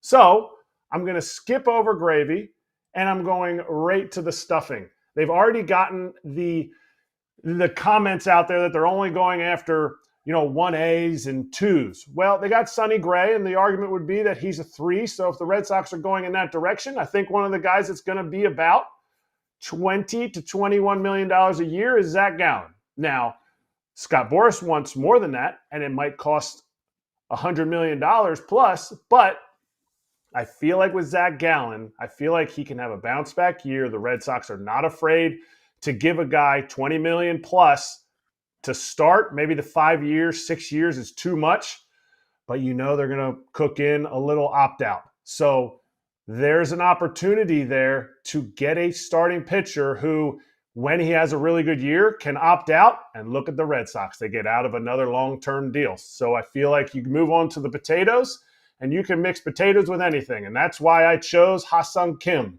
Now you say, well, Trevor Story's going to play shortstop till at least 27, got a team option till 28.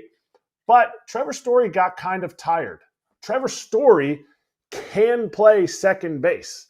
This is my Thanksgiving feast, and so I want to have my plate filled with the best players, and I think this does an incredible job of shoring up this defense with a little uncertainty of what Marcelo Meyer is going to give you. Now you have a really strong left side. That Trevor Story could play shortstop still. Ha-Seong Kim could play a little bit of second base. You figure it out. You get the best players, and you figure it out as the season goes. Cranberry sauce, they'll say they don't need it, but they don't know what Tristan Casas is going to bring them.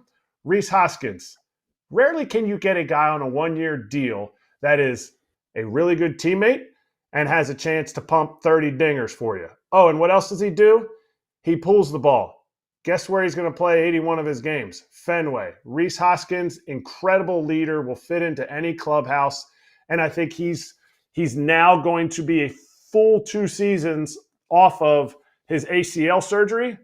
I think he will be one of the biggest low-cost signings of this offseason.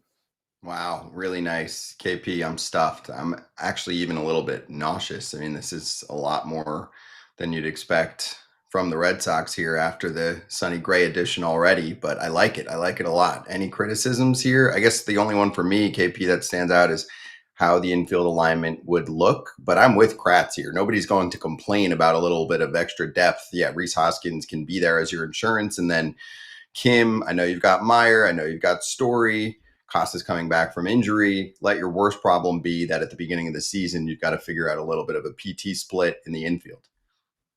No, I mean, I love his point too. Go get the best players available, especially middle infielders. And I think the Padres kind of proved that theory. If you just get good baseball players that play in the middle of the diamond, you can find a place for them. And if they aren't able to kind of fill out some of that other part of their list, they have a ton of young prospects. If you get an Alex Bregman, do you need some of these younger guys that you've drafted, developed, brought up to the big leagues? If Bregman's going to hold down third base for the next, probably he's going to get 6 or 7 years, maybe you can use some of these guys to go out and get your number 2 starter. So I got no complaints with it. It just makes me excited for tomorrow because I love Thanksgiving and I love filling my plate. I'm excited for your feast. So which team are you going to pile up? Yeah, I mean, it was a good kind of segue with the Reese Hoskins. So I kind of wanted to think a little bit outside the box here and go to a team that kind of made headlines the other day in the Pittsburgh Pirates saying that they're going to actually go out and spend some money. So I'm going to spend their money, but I also do know how the Pittsburgh Pirates operate. So I had to kind of go through the list of free agents, find guys that I felt like maybe either coming off a bad year, an injury year, where they kind of are going to go out and sign maybe a 1-year kind of prove it deal. Because if you look at the recent history of the Pittsburgh Pirates, they do not go out and sign guys for multiple years. So these guys are all going to fill my plate for the Pittsburgh Pirates on 1-year prove it deals. And I'm going to start with, like Kratz said, I'm going to start with the main course here and go turkey. And what do the Pittsburgh Pirates need, in my opinion, the most? They need someone at the back end of the bullpen that can close games. They got rid of their closer last year and David Bednar. So these are the 3 guys that I have options for them: Evan Phillips, Michael Kopech, or a Jason Foley. All guys that have proven at the highest level that they can close games. What do the Pittsburgh Pirates have? Arguably some of the best young starting pitching, with arguably the best young starting pitcher in the game in Paul Skeens. These guys pitch deep into games. If they are trying to be a for real team and try to make a push in the division, they're going to need someone at the back end that can solidify some of these games where you have guys like Paul Skeens going deep into the games. So Evan Phillips obviously missed a ton of time last year. Probably would have been the Dodgers closer this year if healthy, even though they went out and signed guys like Tanner Scott, Kirby Yates to kind of shore up their bullpen. Evan Phillips has been their guy. He's proven track record of being able to close games. Michael Kopech, also another guy who's very capable of closing games, who missed a ton of time with injury, probably looking for a 1-year deal opportunity to close some games to kind of, re-up his value. And Jason Foley also was a guy, in Detroit for a long time that was closing games, kind of had a weird year being sent to the minor leagues, probably looking for a chance to kind of, up his value, up his stock going into free agency the following year. The next guy that I think would kind of just fit perfectly with kind of the main course, the gravy, Michael Conforto. I love the player. I love the guy. Coming off a down year, coming off a couple down years, actually. Had the weird kind of shoulder injury in the offseason when he left a lot of money on the table with the New York Mets. I still think there's a ton of value in Michael Conforto. I don't think it's on a long-term deal right now. To the point where he wasn't even on the playoff roster for the World Series champion Los Angeles Dodgers. I think he's got a lot to prove. I think a place like Pittsburgh with that kind of shorter porch in right field could fit perfectly into his swing. I know he's got some opposite field power too, but I think Michael Conforto could be a great fit in Pittsburgh on a 1-year prove-it deal. The next is the DH position, and I know this is Andrew McCutchen's job until he doesn't want it anymore. He hasn't signed quite yet, and maybe Andrew McCutchen decides to go somewhere else, even though he's been extremely loyal to the Pittsburgh Pirates, and it feels like he kind of always has a 1-year deal kind of standing for him, but maybe he wants to go somewhere else and really try to kind of go win a ring. Marcell Ozuna is my guy. I played with him in Atlanta, and he is one of the best teammates I've ever been around, one of the most professional hitters I've been around. Kind of got squeezed out a little bit in Atlanta because of the emergence of Drake Baldwin there and kind of splitting the time at the catching DH position.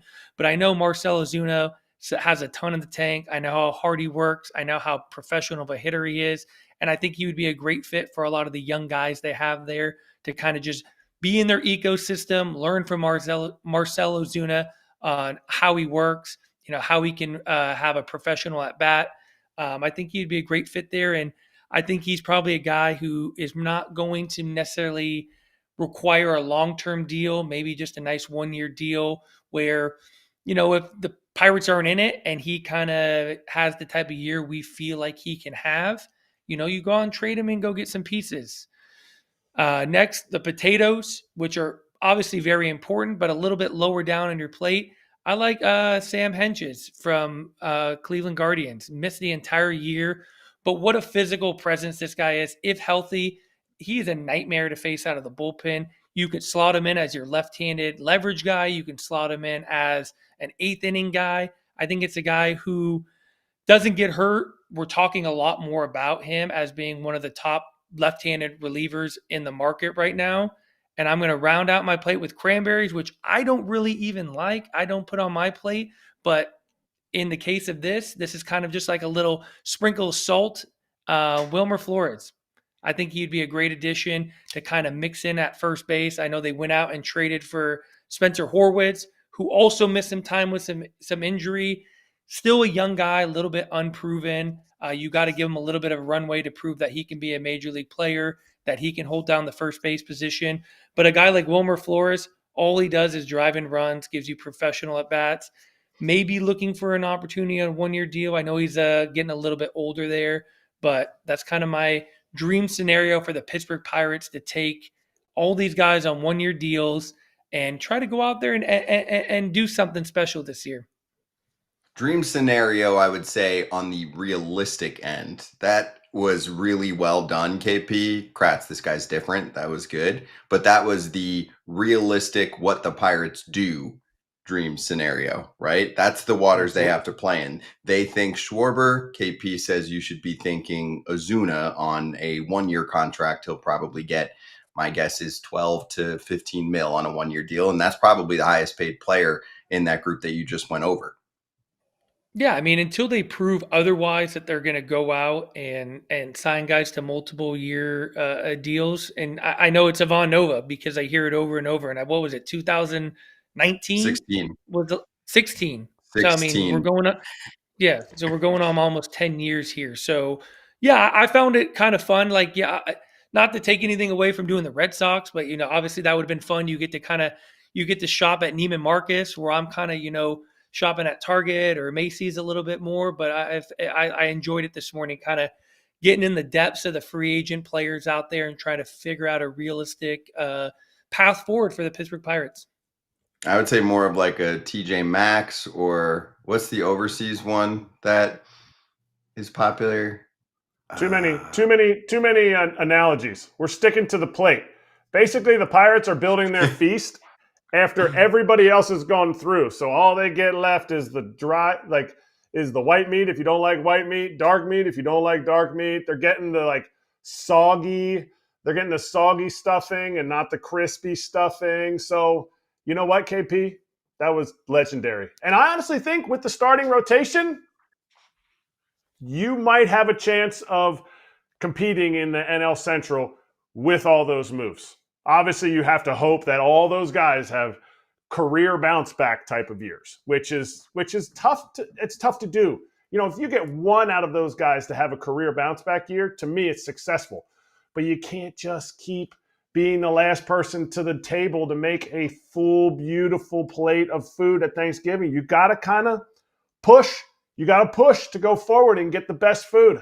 It might sound selfish, but we're about the W here at Thanksgiving. Yeah, Ben Carrington is on the phone too right now, KP. He is looking at your advice and he's making phone calls. Yeah, I would say all my things are like the pre-packaged turkey you buy, the canned gravy, the canned cranberries, Not homemade. It's not homemade. It's not homemade, but it's Pirates off-season baseball, baby. It's very realistic. I love it. It is. We'll do more of these, but swinging back to keep going with our off-season to-do list series, and Evan Grant returns to talk Rangers.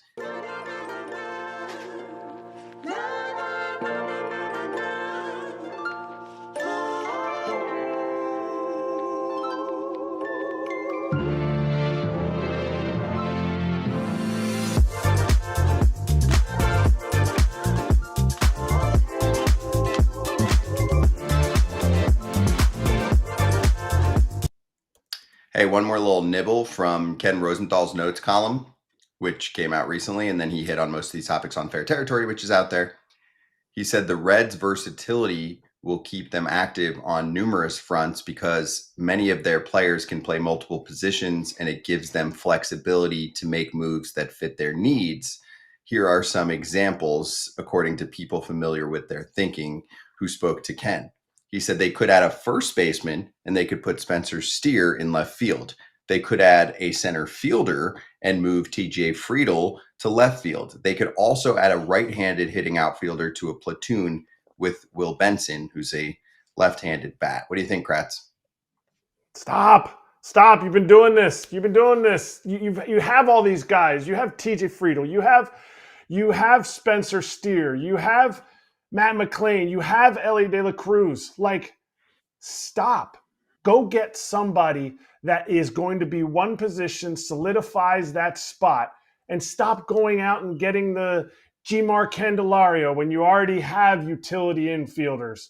Stop going out and getting like guys who like you watch them go play really well somewhere and then you're like, oh, we want that. Oh, it didn't work out. We're the Reds. We can't afford to make mistakes. Stop.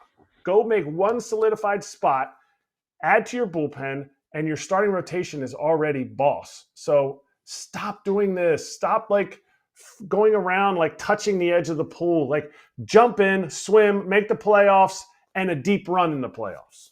So you want one big star. You want one, or I would say mid-range to high-level signing. No, They're not I signing got Kyle Tucker, the player. No, I got the player. I want Pete Alonso. I want to watch him hit 75 homers in that ballpark. And that's just at the home games. Yeah, they just can in home afford games.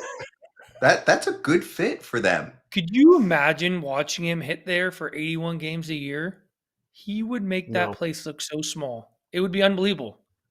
He would hit 60. He would hit 60 plus homers playing in that ballpark. I wanted them to get Anthony Santander last year to be that Latin player who will help Ellie De La Cruz make that next step. Sometimes you need stars that look up to older stars, from where, the Latin connection there. That's the kind of thing that I wanted because Ellie can't be a OPS plus of 107 his entire career.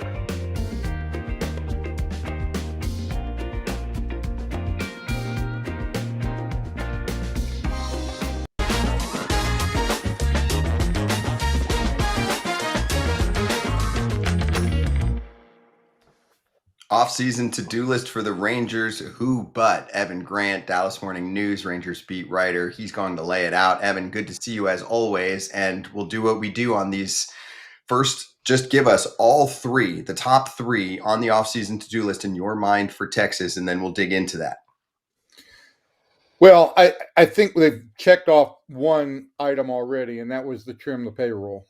They were not going to go to the CBT threshold for 2026, and they want to be significantly below it. And I think with the actions that they've taken in the last 10 days, they've accomplished that.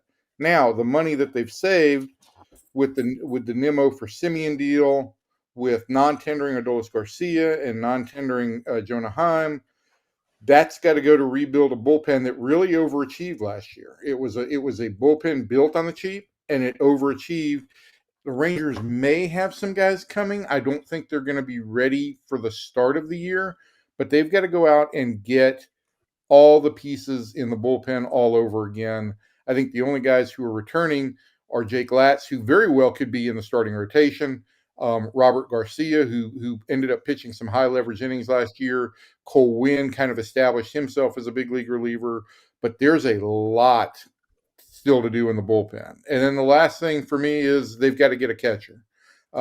Without Heim back there, Kyle Higashioka, I don't expect Kyle to start 80-plus games. So I think they've got to go out and get somebody who is capable of sharing the load with him. It's not a straight backup.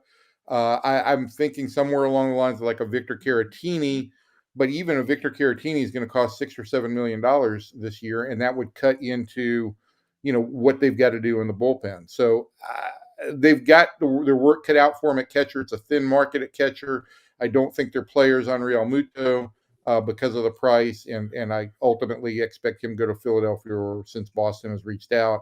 But they do need to go and get somebody who can catch some innings ahead of Kyle. And Higgy really produced for the Rangers last year, but he had a number of, small nagging injuries that kind of limited his ability to play, and the Rangers have to be mindful of that.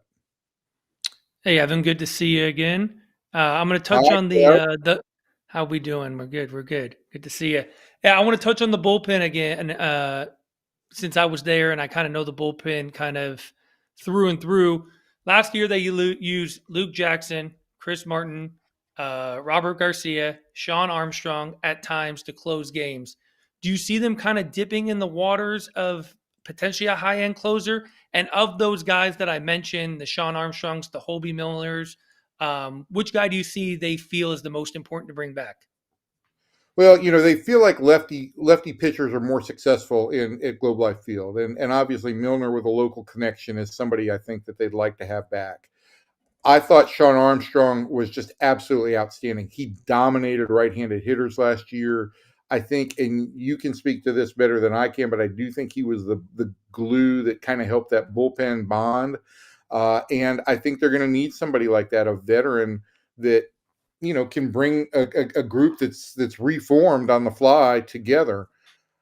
I'd like to see them go out and get an established closer. Since Joe Nathan was here in 2012 and 2013, the Rangers have not had an established closer. It's pretty much been a rotation of guys who have just come and gone without any real stability at the back end of the bullpen. But even a guy like, say, a Devin Williams, if he's going to be on a make good kind of contract after some down times last year, what's that going to cost? $10 million or more? So I don't see them playing in the closer market. And I think their general philosophy dating back to John Daniels is that closer money is, especially on a multi-year deal, is bad money. Yeah, and I know Bochy's not there anymore, but Bochy's kind of superpower was kind of figuring out bullpen matchups, riding the hot hand. What do you see the difference in a guy like Skip Schumacher? Is he more of a roles type of guy, or is he kind of a, who's hot, we're going to use closer by committee, where is he more of like a traditional, like I like to have my lefty specialist, my closer, my setup guy, if everything worked out in a perfect world? I think that's going to kind of depend on the personnel that you get. I think that the Rangers are going to go into camp and there's going to be a lot of competition for roles in all likelihood. And they will let that kind of develop as it goes. I think Skip is very amenable to him being malleable to what the pitchers have for him rather than designating roles or dictating that it's going to be a role-less bullpen. I think he's going to let it play out a little bit, see where it goes. We know what Boch did with bullpens in multiple spots, and he came with that reputation. Skip's only had 2 years, one with a competitive team and one with a team that was being turned over completely. And so I don't know that there's a whole lot of trends on who Skip Schumacher is as a bullpen manager at this point. All right. Now, all you talked about is money, money, money, money. Okay? So we got to get some more money off of there. You trimmed a little bit of payroll, but you don't have enough to spend, Evan. So I know where this is going, Kathy. I know where this is going. Where is it going? Or where is he going? Don't lead the witness. It was your words that were misconstrued. It was my words. I do think the Rangers have to at least be open to the idea of, if they've got to trim more payroll and they want to add quality players, and this was all before the Nimmo Semien deal, but you've got to at least be open. If somebody approaches you about Corey Seager or Jacob deGrom, you've got to listen. Now, deGrom has a complete no-trade clause. I think it's going to be hard to trade him. Seager has limited no-trade protection, and after next year, he would have full no-trade as a 5 and 10 guy.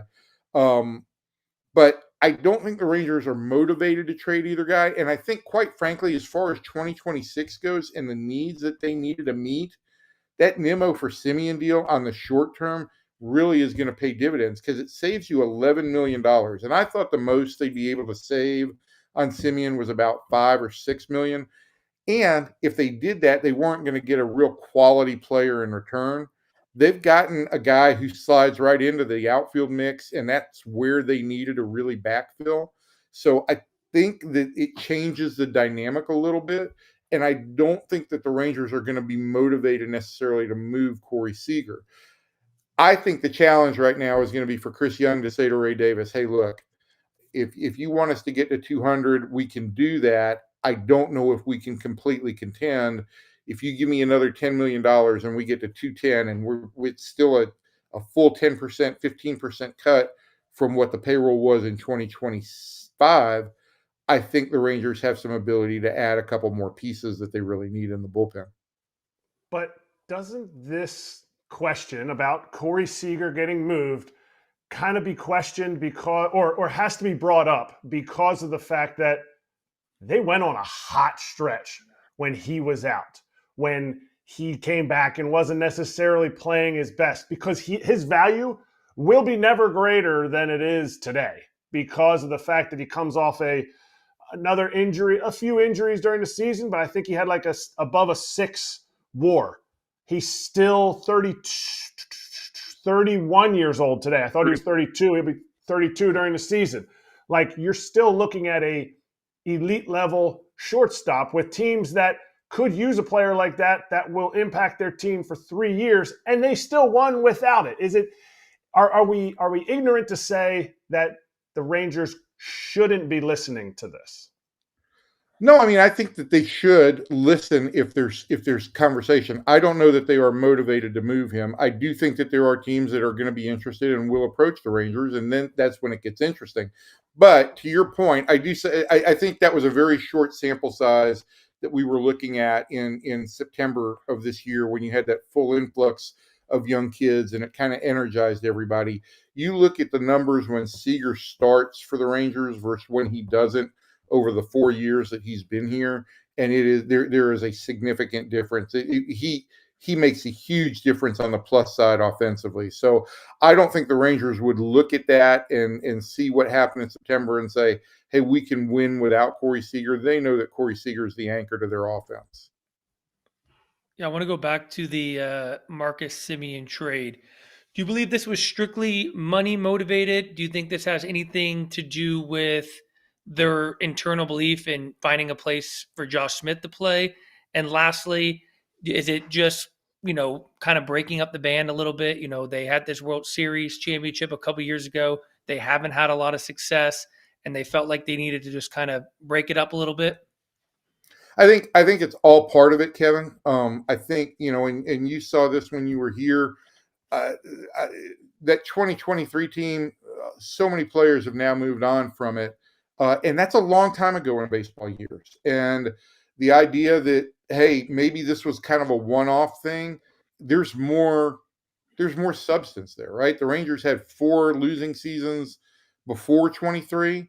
They've had 2 non-winning seasons since 23. And so they may need to change some of the personnel. Add to that, look at the 3 big moves the Rangers have made in terms of moving on from players in the past 2 weeks who were all part of that 2023 season. Marcus Semien, Adolis García, Jonah Heim all had consecutive seasons with downtrending OPSs all below 700. 1 year is a slump. 2 years is a trend, especially with players getting into their 30s. And I think the Rangers were very cognizant of that. And to your point about Josh Smith, look, I'm not sure if Josh Smith is an everyday player or if he's just a great super utility player. I think there's still some questions about he's got to figure out a way to hold up a little bit better in the second half, because the second half fall-offs have been really, really significant. But he's a good fielding second baseman. He can play the position. He's shown the Rangers the ability, at least for the first half of the season, to be a very productive everyday player. And so I think the Rangers are open to the idea that Josh Smith would get the first shot to kind of lock that spot down. I think it also presents the opportunity for Ezekiel Duran, who we all have looked at and said, this guy's a really talented athlete. Why is he not producing? I think it gives the opportunity for Duran to have a more defined role as kind of the right-handed side of a platoon with Josh Smith, which still gets Josh about 120 starts. And I think at maximum, that's probably his best. and it gives Duran the opportunity to occasionally play some shortstop for Seager when he goes to a DH role. So I think that's how the Rangers are looking at things. They also feel like Cody Freeman really energized that clubhouse at the end of the last season, and so he could be in the mix as probably a part-time player, but I think he figures in. They're going to bring Michael Hellman back, who really had a nice breakout year for them. But yeah, there's going to be competition going in, but Josh Smith has to be and deserves to be at the top of that list. I don't see them filling it from the externally. I don't see them going out and signing a free agent like Luis Ariz, and it gets back to Kratz's point. It's all about the money, money, money. All right, real quick. Of those three guys you mentioned, Jonah Heim, Adolis García, Marcus Semien, who you betting on to have a bounce back year? I guess my bet would be Adolis. I think if he's in the right, I think this gives him a fresh start. And I think there were times last year and really in 24 where he carried the weight of being the World Series and the ALCS, MVP and superstar of two series. Obviously, Seager ended up with the trophy at the World Series, but he was great in both those series. I think he carried the burden of that pretty heavily. I think that he's still very athletic. He played a great right field this year. He was a Gold Glove finalist.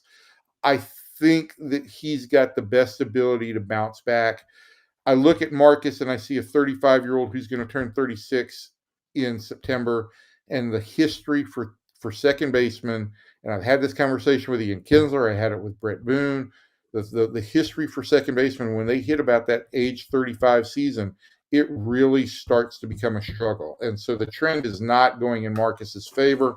And Jonah, I don't know what to make of Jonah. He was an all-star in 23, but the last 2 years, he's not been a good player. And most disturbing over the last season, and I think even you were aware of this in the time you were here, it just looked like he wasn't enjoying playing baseball very much. And so he could have a real fork in the road moment here, and he could, as a switch hitting catcher with some power, who's a great framer, he could really bounce back too. But I have some doubts about how much he enjoys playing the game at this point. Evan, we always appreciate it. Really good insight. We went right to the brim here with the time that we had. That's the Rangers Offseason To-Do List. We'll see what they do. Have a great Thanksgiving, my friend. Kevin, when can I come out to the Llamas? Anytime. You got my number. Call me. All right, man. Y'all take care. Happy Thanksgiving. You too. Happy Thanksgiving, Evan. We appreciate you.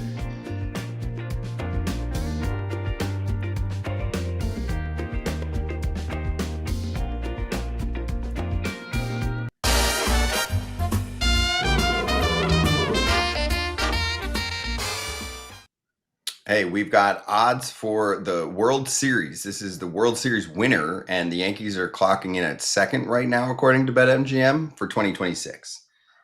Plus 750. Thoughts from KP? I mean, you got Aaron Judge. I wouldn't bet against you. Garrett Cole, he's coming back too. They're going to add at least 2 major free agents. They always do. They're not going to add at the trade deadline. They rarely do. Last year was rare. So this team plus 750, I love that number. I really love that number. I'm not convinced they're going to win it yet, but I do love that number. Okay, anyone else that you think should be higher than them? Not the Dodgers. So you've got the Dodgers, the Yankees. Anyone else that you think should be higher than the Yanks as of right now? Not yet. I mean, Phillies possibly, but I don't think they've done enough yet. I can make the argument for the Blue Jays or the Mariners. Yep, I think that's Mariners fair. are always just with the Mariners starting pitching. It's. I mean, they weren't even fully healthy last year, and we saw what they were able to do. So I would never bet against the Mariners. Okay. If we're missing anyone else in the live chat's been a little kooky today. So if you want to get back on track and talk baseball, that'd be great. This holiday season, BetMGM is hooking you up with something pretty cool for Thursday football games. So it's actually another chance at a first touchdown scorer with BetMGM's second chance promotion. So if your pick scores second instead of first, you still get your stake back in cash. And with that token, you can bet without the sweat. Because if you don't win, the stake is back in bonus bets. And you can sign up today with bonus code FOUL, F-O-U-L, for up to a $1,500 new player offer on your first wager. We miss baseball too, but football is there for you on Thursday. Gambling problem or concern? Call 1-800-GAMBLER. Be back for a quickie segment.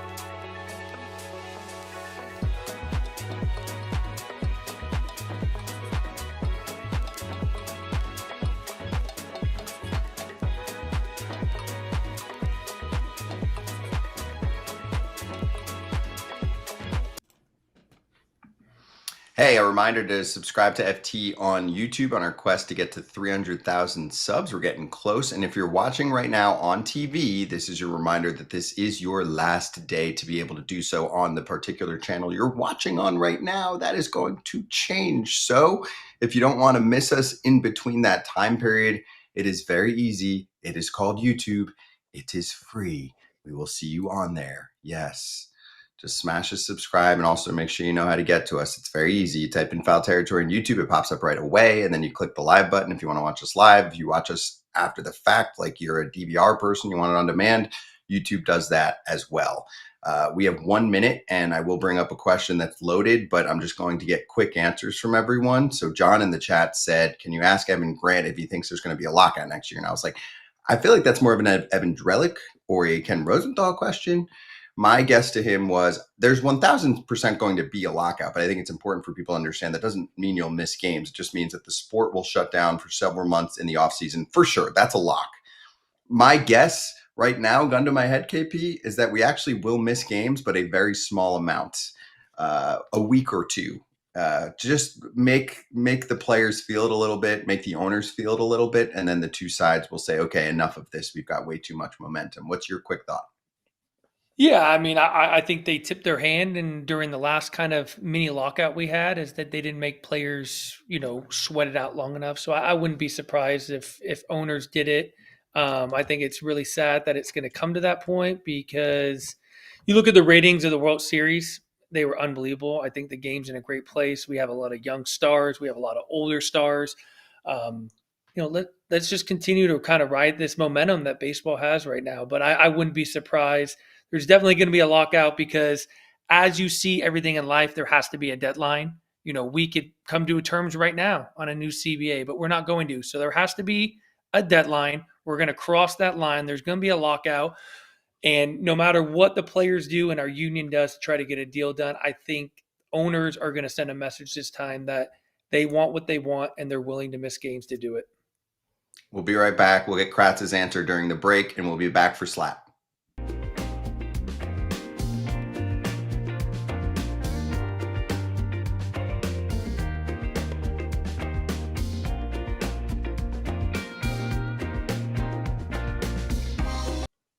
I'm trying to tiptoe the line here, Kratz, because it is still like kind of far away, but it's not. We're approaching the year where we actually will have a lockout. It'll just be at the end of 2026, but the questions do keep flooding in. We're one of the only spots that actually covers this. So what are your thoughts?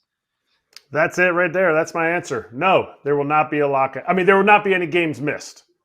There might be a little bit of a lockout. Owners don't want to miss any games. Every game, they're like, oh man, that's how much attendance, all this stuff.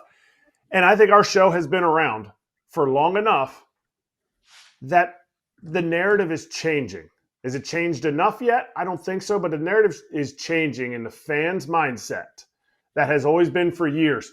Players, greedy millionaires, greedy. And people are saying, oh, that's why ticket prices are going up. No, that's not it at all.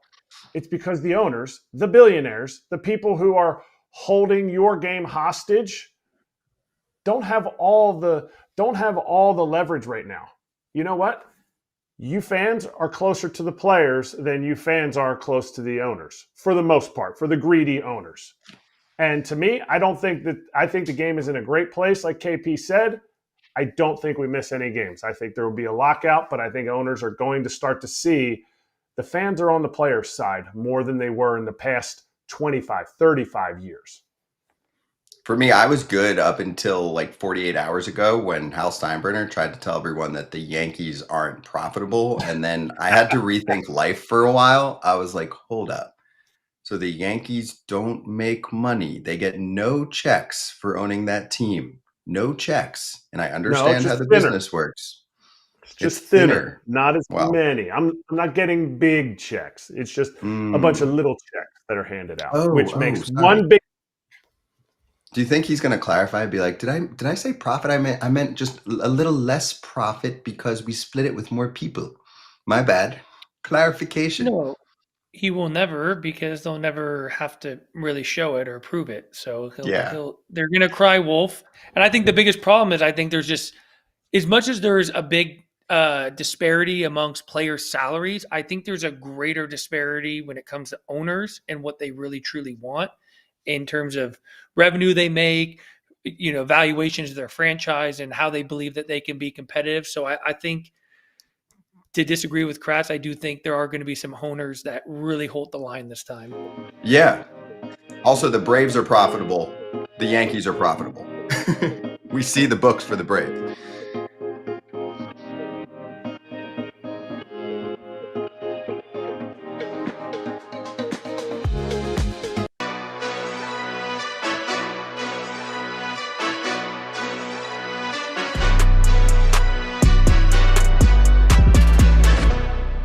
All right, let's slap. Kevin Pillar sent out a tweet asking for an early wish list for the Black Friday shoppers that love him very much. What would you like from them?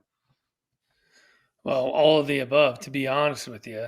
I was just talking to the kids about, making sure they put their list out there. So I wanted to prove to them that even at the age of 36, I still have a Christmas list, and I wanted to put it out there. And, my wife does receive my notifications when I tweet as well too. So part of it's for Santa, part of it's for my wife as well too. So these are the things that I would love to have. I will probably get none of them, but it's fun to dream.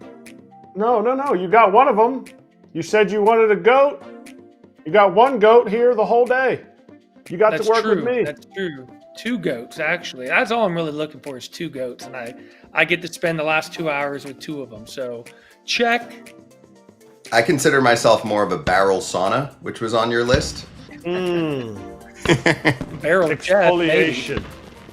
Happy Thanksgiving. I'm thankful for all you guys.